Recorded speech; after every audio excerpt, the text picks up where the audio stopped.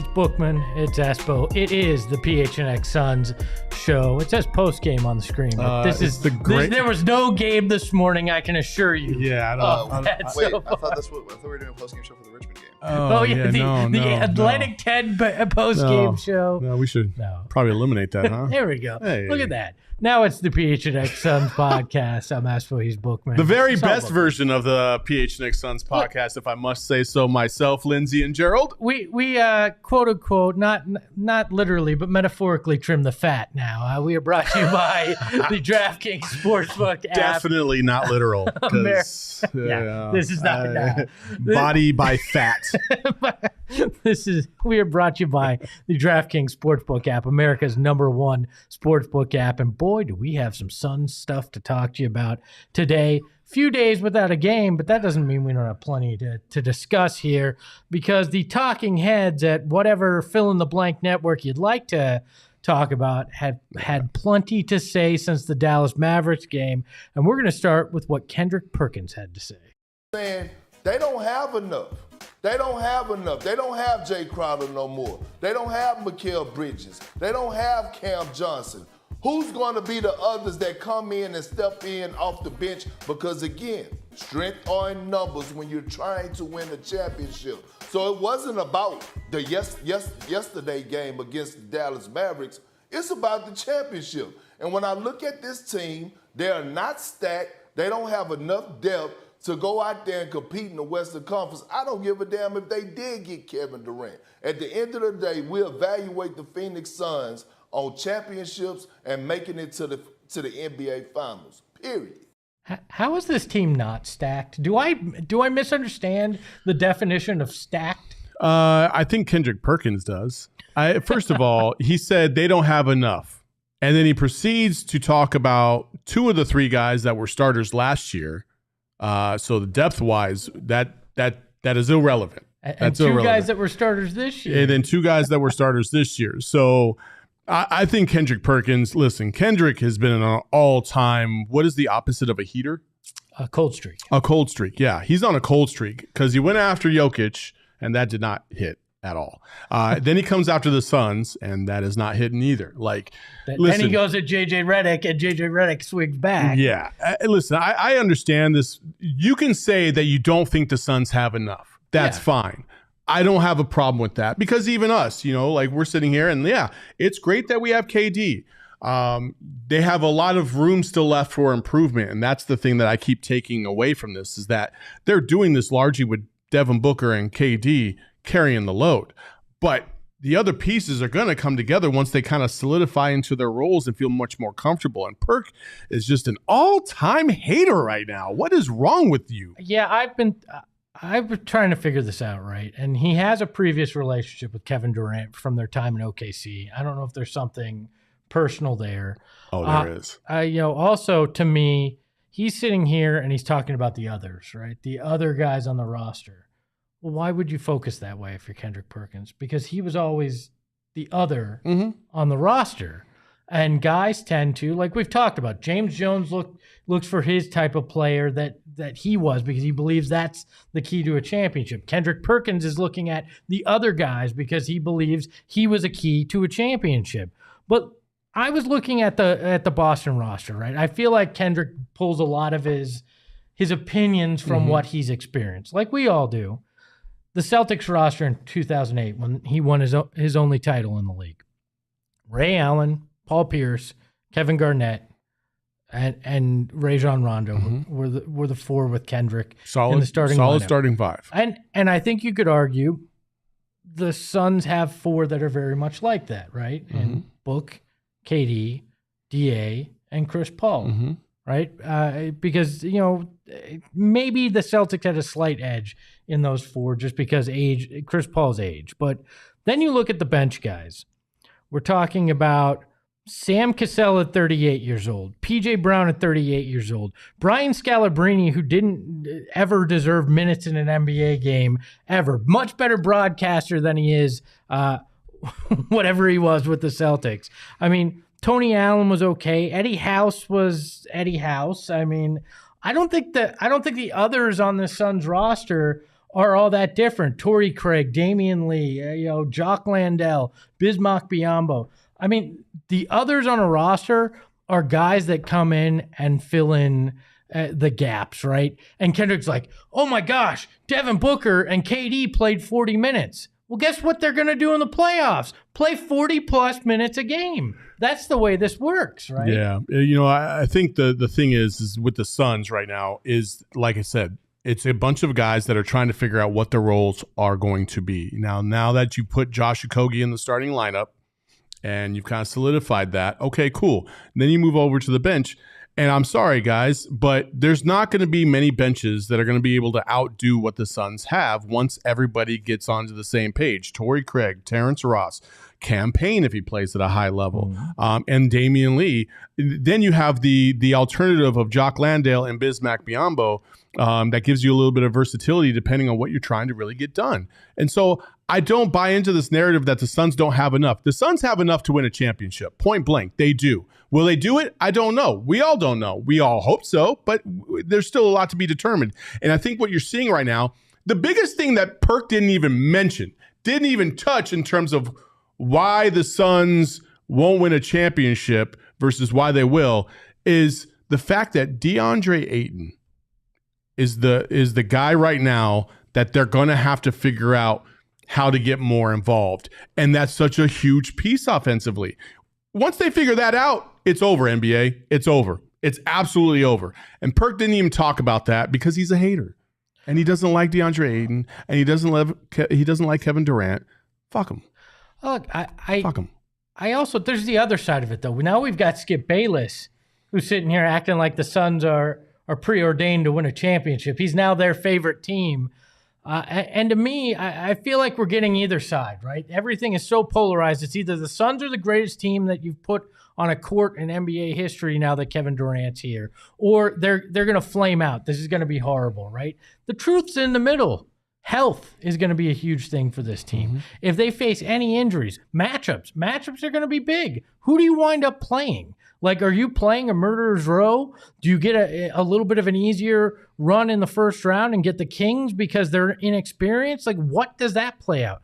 I don't think it's as simple as they're great or they're just not good enough. And Perk seems to want to just boil it down to, well, the bench.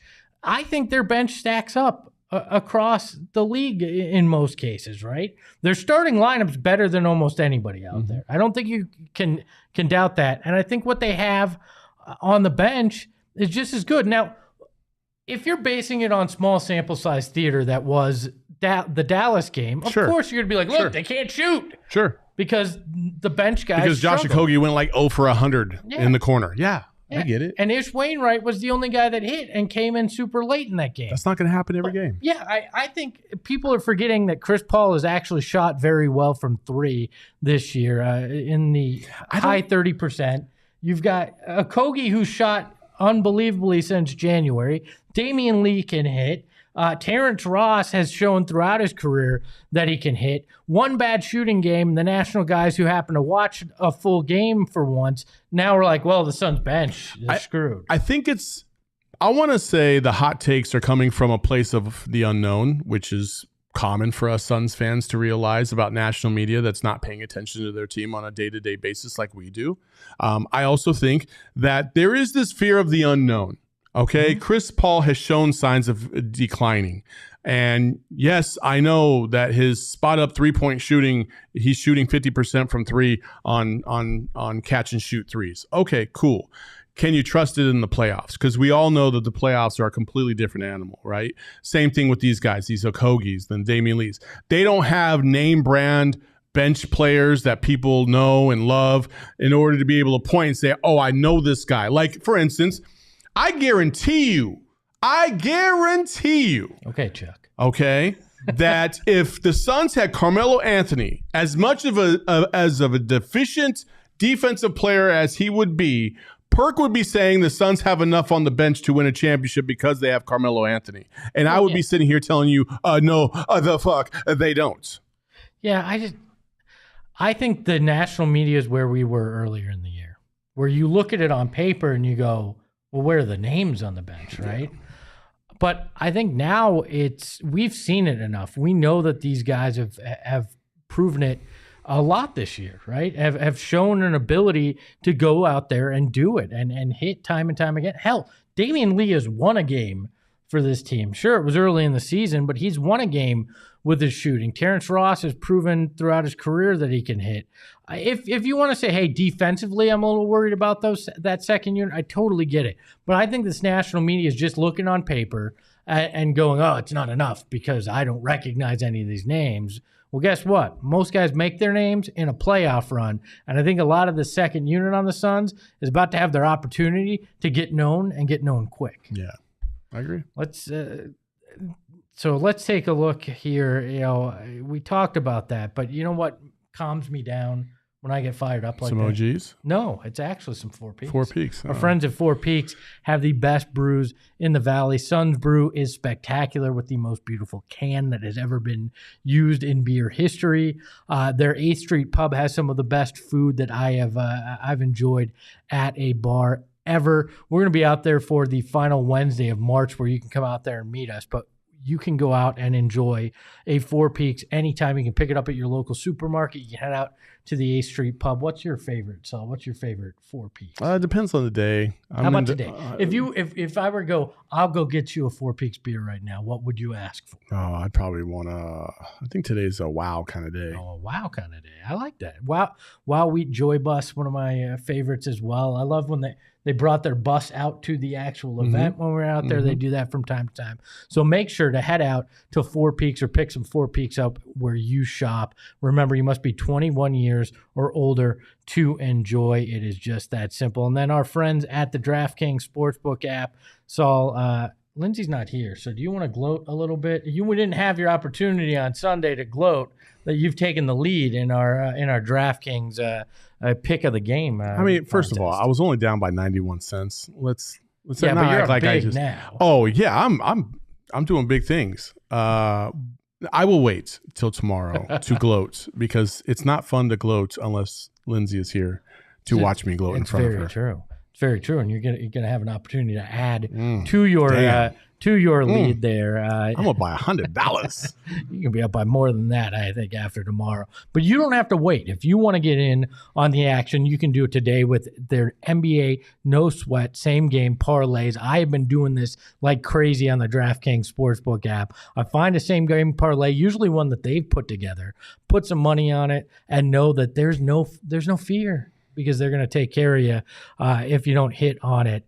Download the app now and sign up using that code PHNX. New customers can bet $5 on the NBA, and you're going to get $250 in bonus bets instantly, only at the DraftKings Sportsbook, an official sports betting partner of the NBA. Don't forget, use that code PHNX. It helps us. Minimum age and eligibility restrictions apply. See show notes for details. I'm impressed. I said, oh, Lindsay, there you are. She's in the chat. Lindsay's in the chat. She said, great. Just you wait for tomorrow's show. Also want to tell you about our newest shirt. We have a couple new shirts. I want to tell you about the Slim Valley Reaper shirt, which is spectacular. If you know, you know. And then we also have our newest shirt, the Mid-Range Assassins, also as well. You're going to want to rock these for the playoffs. The Mid-Range Assassin shirt, to me, is my favorite shirt that we've ever made here. It's built off of kind of a Wu-Tang Clan kind of vibe. If it's going to sue us, I have no clue what you're talking about. Okay, and I love it. It says Sun and Samurai, and those symbols, and it's got the 4 best mid-range shooters on the team on the shirt. I mean, what else do you want? Come on. If you're looking to gear up for the playoff run that is right around the corner, and this is where you can do it. And this shirt is the first shirt that we've launched since we launched PHNX that is the same type of fabric as our brand shirts, our PHNX shirts, not the team shirts, but the PHNX shirts. And it's soft. It's comfortable as hell. It's like butter. Every time I hand one of them out to a prospective partner or people that we really like coming into the office, they always wear it and they're like, holy shit, that's in my rotation. I got to wear that shirt all the time. It's so comfortable. It's like slathering yourself in butter. It's so amazing. I don't know anything about that. You Cannot confirm. You legally can't say butter twice in an ad read. You can. Butter. Okay. Head over to PHNXlocker.com. Pick up your shirts today. You'll love them as much as Saul and Shane hate me saying butter.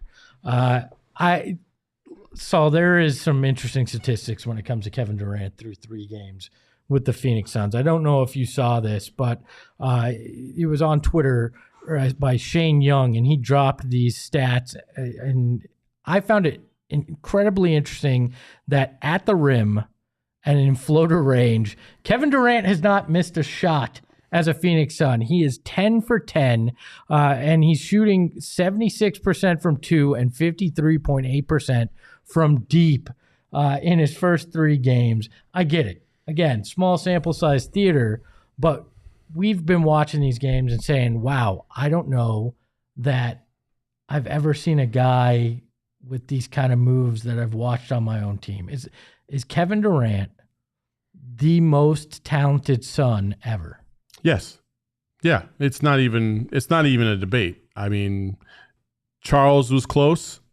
Charles was able to dominate, and he did things that no other Sun has done in a game. You just go back to his Game 7 Western Conference Finals performance alone. That was one of the most incredible things I've ever seen. But with that being said, Kevin Durant is the most versatile and most elite player the Suns have ever had in franchise history. The measurables, the effectiveness, the skill, like nobody comes close. He's a 2-time champion. He's an MVP of this league. He's won Finals MVP. He's done things at the highest of levels. He's done things when nobody's paid attention, when he was in OKC. He's done it at every single level. And he does it at every single level on the court, whether it's taking it to the basket, getting dunks, mid-range shots, 3-pointers. I mean, and he's a good teammate. He's a good passer. He's a good facilitator. He doesn't need to do everything, but he just loves the ball. And yeah, 1,000,000% not even close. See, I find it tough in this conversation because when you look at Barkley, his game was so different than KD's, and he did more with less, I think, than Kevin Durant.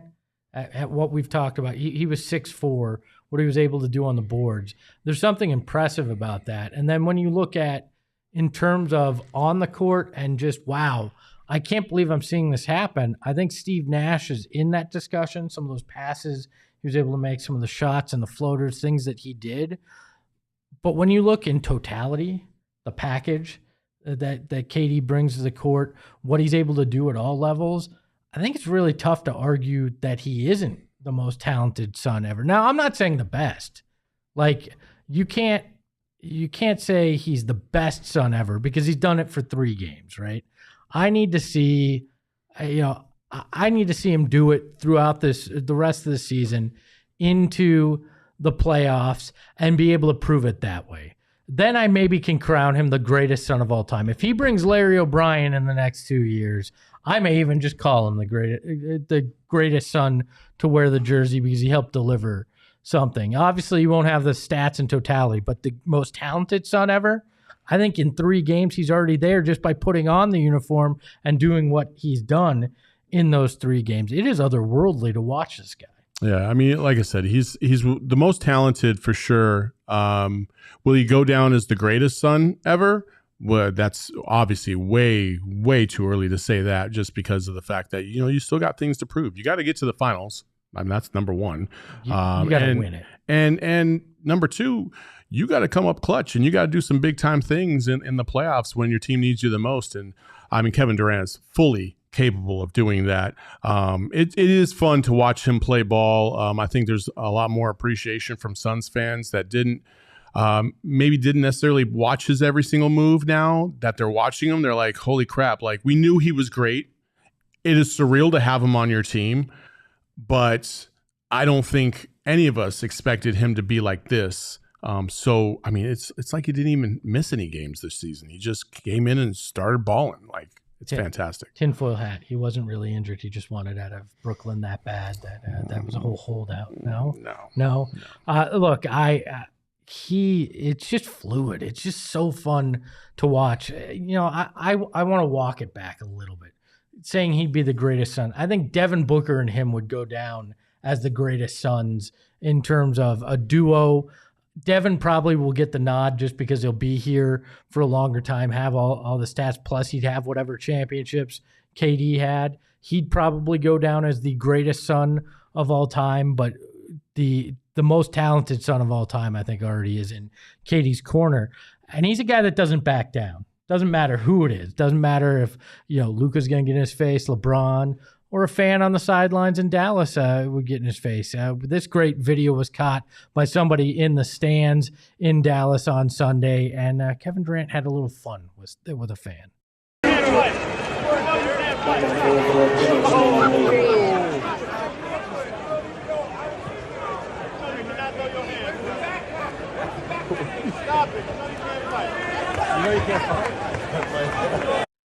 What I love about that is it's like one thing you should never, ever do to an NBA player that is as great as Kevin Durant is talk to him. Period. Like, yes, don't talk to LeBron, don't talk to Kobe, don't talk to MJ, don't talk to KD, because you don't need them to be angry and play ball like that. No, because it's over for you. Yeah. Like, it's over. Like, who knows? Right after that, maybe the Suns went on a run because Kevin Durant was like, all right, I'm going to shut this dude up right now. Like, shut up. Well, why is the guy that looks like you and I, actually, he older than us, wearing the dad khaki, sitting on the sideline thinking that he should talk about starting beef with Kevin Durant? Like, I get fun banter and whatever, but even the idea of let's go fight with Kevin Durant, like, are you nuts, man? Is that really where the trash talk you thought should go is? Like, just because you bought that seat on the court does not mean you have any talent to start talking at the guy like that. I'm all for good banter, right? Reggie and Spike was some of the best theater in NBA history, right? Sometimes fans and players can go back and forth and it gets really entertaining. This just seems stupid. This just seemed ridiculous. What are you trying to accomplish here? You're 100% right. Like, that could have been, I don't know what point in the game this was, but could you imagine if that was right before KD went down and hit that game winner? Like, you don't need to give Kevin Durant any more motivation than he already has to beat your team. Devin Booker's in the same boat. Shut up is probably the best course of action there. The only reason you would talk to anybody in the NBA from the sidelines is if you really did feel like they were getting rattled and they were listening to, they got rabbit ears, basically. Yeah. You know what I mean? But Kevin Durant's not built like that. Everywhere he's gone, people have come at him and he still plays at a high level. So you got to pick and choose your spots. And some of these guys that are on the sidelines, they think they have such an inflated thought of themselves. It's like, dude, shut the fuck up. You haven't done anything in this league. Cool, you done it in business, but guess what? You're not talking shit to the CEO of whatever your rival counterpart is. I'm sorry, they don't sell mattresses as good as you. Shut up, dude. I would love that if you actually had that kind of trash talk in the boardroom. Like, I'm the best like, that guy probably sold real estate or was an investment banker or whatever to afford those. And he's like, oh, I'm going to talk shit to Kevin Durant. But would he ever do that in the boardroom? Like the CEO of mattress firms talking about, oh, yeah, like Sleep Number's the Walmart version of mattress firm. Like, bro, what are you talking about? Stop. Walking into a negotiation on a property with another real estate agent and go, my company kicked your company's ass this quarter in numbers. I didn't see you selling that many houses. What do you want, chump? Now you got to give me a break on this home for this dude here. Like, I wish guys would talk like this in real life. Your trash talk is funny. That's how I imagine that dude trash talk. I want to go to the basketball court and play and see what kind of shit talk you would have. You see that angle I just took on that 3-pointer? Nobody else takes that angle, huh? Yeah, I use my protractor. I figured that shit out. Like, I look at it and I feel like, can we scroll up? Jay had a great comment where where he understands exactly this. He says, when I played middle school ball and the parents would call me names, which is pretty screwed up. Yeah, that's fucked up. Where did you go to middle school at, man? Damn. I'd lock in. Don't talk trash to me. Drop 10 points on 4-30 shooting that game. I feel you, Jay. That's the way I go about it. Oh, my goodness. I would, I just, really, what is this guy doing in his life that he went, it's a great Sunday afternoon. I want to go out to the arena and tell Kevin Durant my 280-pound, 6'1" frame can kick his ass. Where is that anywhere a good idea? To be fair to that guy. No, I don't think Durant. we should be fair to that guy. Kevin Durant doesn't really look like he would throw hands very well just because he's got such a long reach. I mean, he can keep you at a distance, but once you got inside, I mean, you could probably break a rib or two because he looks like he's pretty skinny. Have you seen those elbows? He throws one of those, he's cutting you. Those things are sharp. But it takes such a long time to get there. You can just knock it out of the way. He just literally, he'd stick the arm out, hold the guy by the head, and he'd be like 4 feet away from him the entire time with that 7-foot plus wingspan. I don't get why in the world you would talk crap, but you know who could talk crap? Our friends at OGs. Oh. Because there ain't an edible better in this state or in this country than what OGs brings to the table. Their scratch-made THC gummies are some of the best on the market. Their flavors are to die for. Next level, strawberry and cream, the new one, the Happy Balance. I've heard is spectacular. I haven't had a chance to try They're it. fantastic. I haven't had them yet, but I've heard nothing but great things. Me and the missus spent yesterday going to Costco, and then we came home and we had all the snacks, and we just took a couple RSOs and called it a day. And it was beautiful. It was gorgeous. It was That's why you called it? It was such a perfect day. It was such a perfect day. Like, why not? And you should go get yourself some OGs at any of the dispensaries around the city because it is the most elite edible in the game. And as a reminder, if you're going to enjoy, you must enjoy responsibly. You must be 21 and over to enjoy, but make sure you take advantage of those new Happy Balance gummies because the THC to CBD ratio aches your pains and also mellows you out. Oh. It's a perfect blend. I would like to imagine you guys at Costco High. That trip would be you come out with like $3,000 worth of. Let's not imagine it. Let's do it. Let's just do it. Shit show. We'll do that on the next shit show. A shit show at Costco. That would be awesome. That would be awesome. OGs, dude. Those fucking samples would go so hard. Oh, I thought you were talking about the shit show. I'm like, that wouldn't be awesome.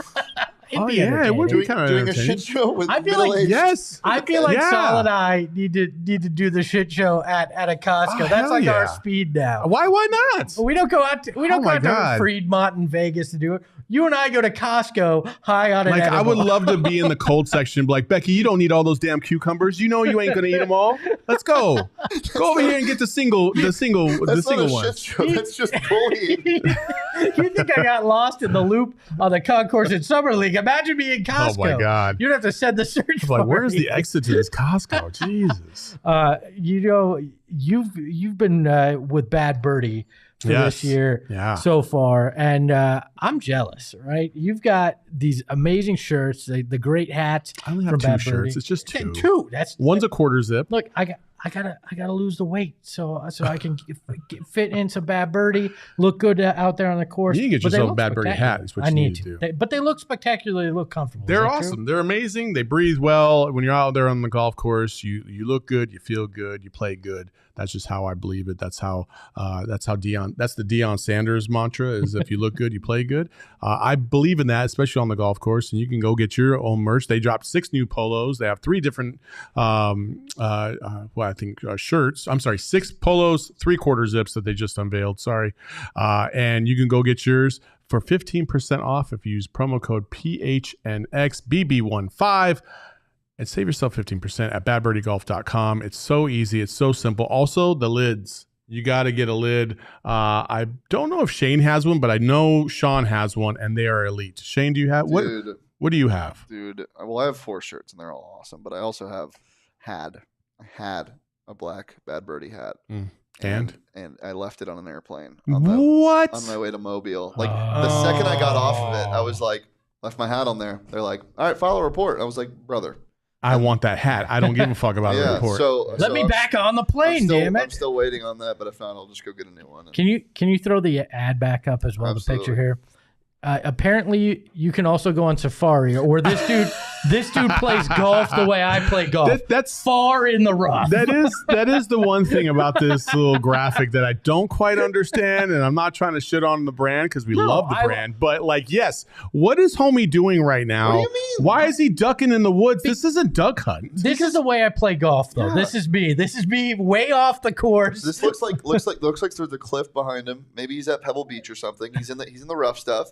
And he's trying to find his ball, and then he sees a picture. He's like, "Oh shit, let me just." He still looks cool, even though he sucks. This is definitely a live shot of Sean or Totri on the golf course because the last time we played, they were nowhere near the fairway at all day. Well, if you want to be near the fairway, try out Bad Birdie. But if you want to be in the best seats in the house for a concert, game, play, whatever, I mean, anything you buy a ticket for, GameTime.co is where you're going to go. Click the link in our show notes below, and you're going to be able to save up to 60% on last-minute tickets. Procrastination is the name of the game when we put together the show, but it's usually not what you put when you go to buy tickets. Usually you try to do it early, but with Game Time, you're going to save money by waiting to see and find the best tickets. So click that link in our show notes below and get your tickets to something. Kevin Durant's debut at home tomorrow. You can get tickets in the upper level for as low as $105. I would do that because I was looking at the other ticket sites, and you ain't getting them for that. Lower cheap. Level, the cheapest you're going to find is $300.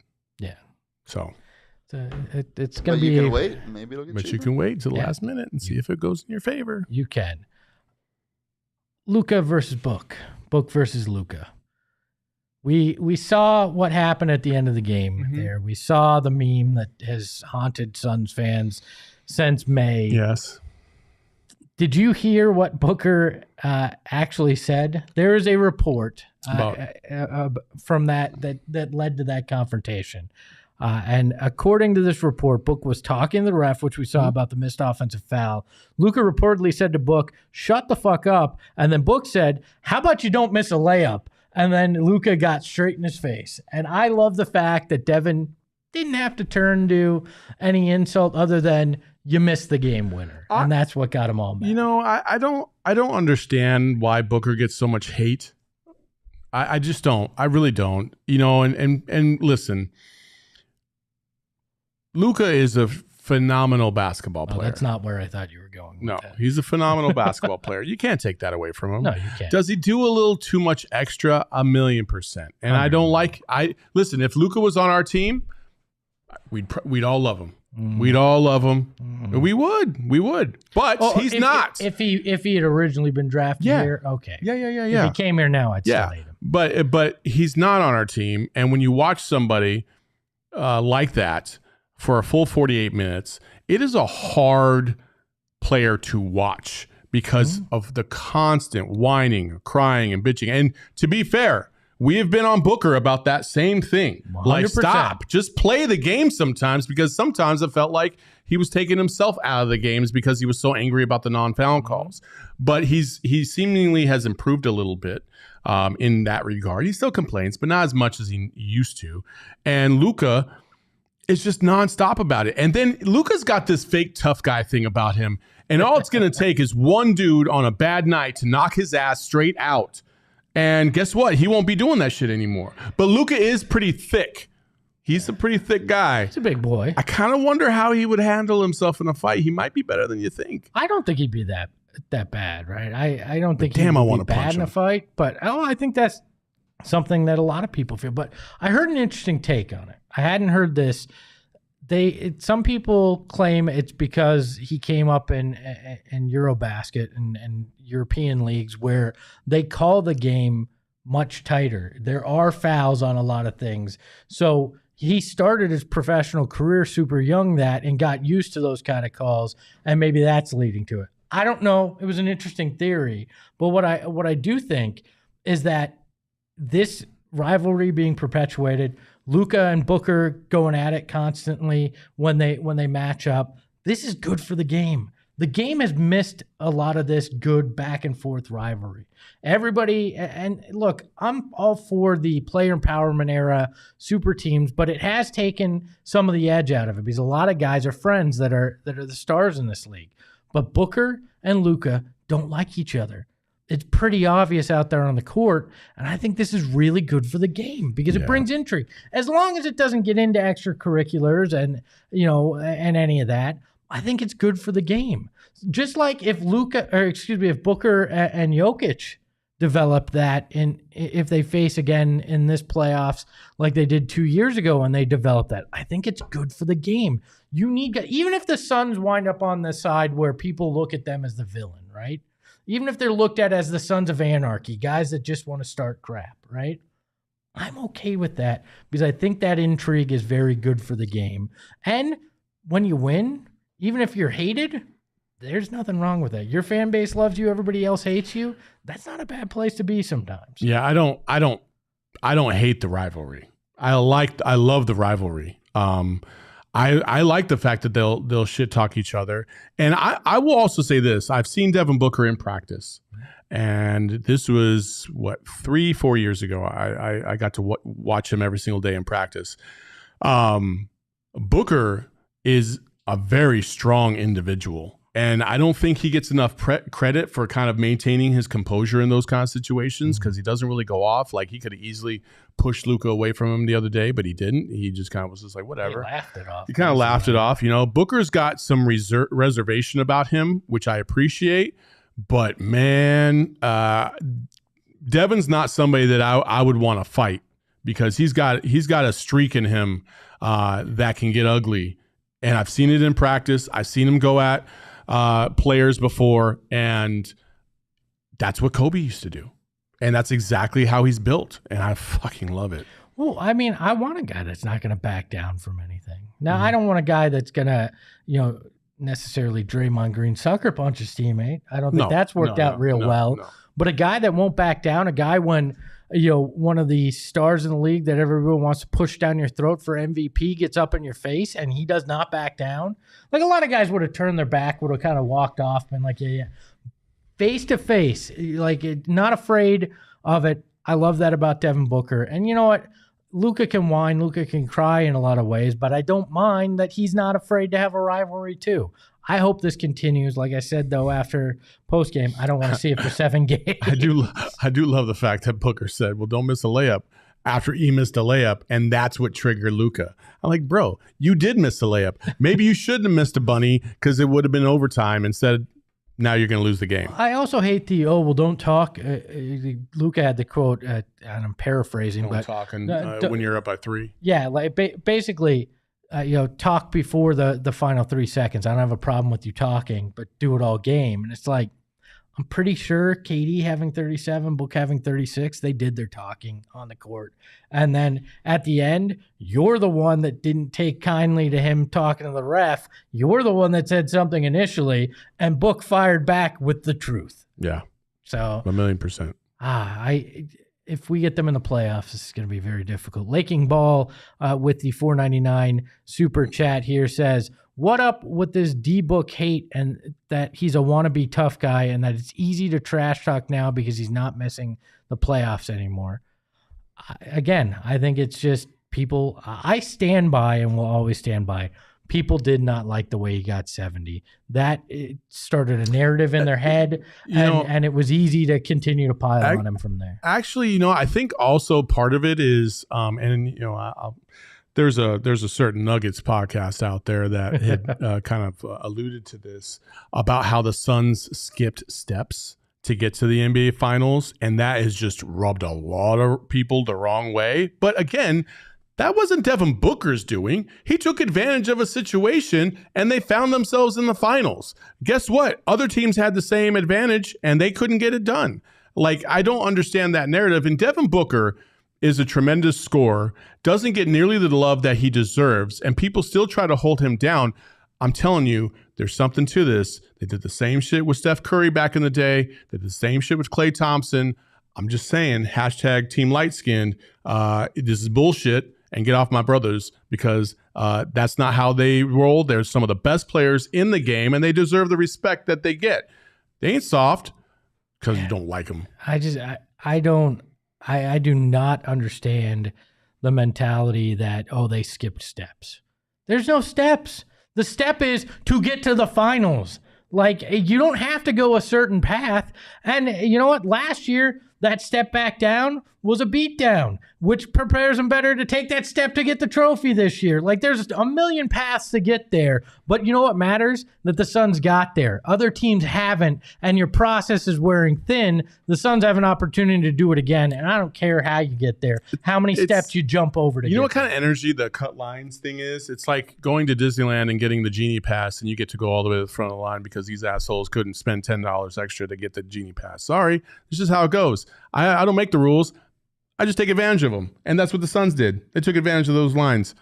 I hope if we go to Disney, you buy me a pass, Genie Pass, and I say you ain't never had a friend like me. I appreciate you. Anyways, Holy that's a hell, terrible let's get outta dad here. joke to wrap Jesus. this one up. For Lindsay and Gerald, who are not here, obviously. And for Saul, you can follow him at Saul_Bookman on Twitter. You can follow me at Espo. You can follow the show at PHNX. Hit that thumbs up button, Suns. peeps. Hit it a bunch right now. Oh, hold on. Laking Ball. Laking Ball likes to sneak in these super chats at the very end. I'll stop the end of Rita here, though. Saul, that's facts. That's facts. The Suns were the most laughable team in the NBA, and then out of nowhere, they in the finals. Well, the other team still can't get there. That is true. Hey. And then Hans Sagan says, "Buy the ticket, take the ride." Suns are buying the ticket, and you take the ride with us all the way to the playoffs and beyond. So he's Saul Bookman. I'm Espo, and remember, just because you don't like Devin Booker doesn't mean he's skipping steps. He's just kicking your ass. Ahoy, hoy. Never gonna let go. PHNX though, Lindsay, Gerald, Espo. Saw past the ball, we here to turn up the tempo. Got to understand me, I'll always rep the family. Rally in the valley like Dan G, no plan B. Always on the job, my team move like the mob. Turn the beat on, I throw it down like DA on the live. Best combo.